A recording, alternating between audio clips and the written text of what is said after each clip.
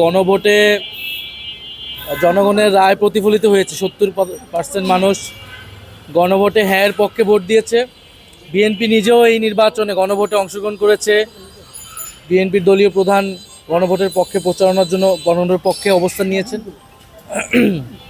এখন তারা সংবিধানের দোহাই দিচ্ছে, সংবিধানের দোহাই দিয়ে তারা গণভোটের আদেশকে অস্বীকার করছে।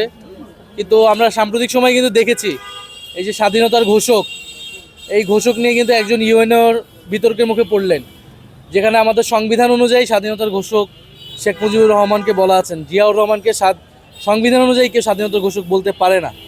ফলে সংবিধান তাদের ইচ্ছা মতো তারা কোথাও মানতেছেন, কোথাও মানতেছেন না।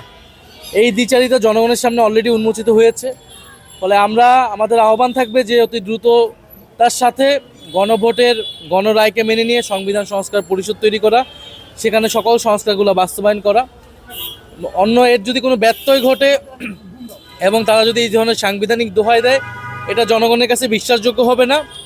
এইটা রাজনৈতিক যে আস্থার সংকট তৈরি করবে এবং তখন এই জিনিস আসলে রাজপথে গড়াবে। সেই জিনিস যাতে রাজপথে না গড়ায়, সংসদে সমাধান হয়, এটার দায়িত্ব আসলে সরকারি দলকে নিতে হবে, যেহেতু তারাই মেজরিটিতে আছে।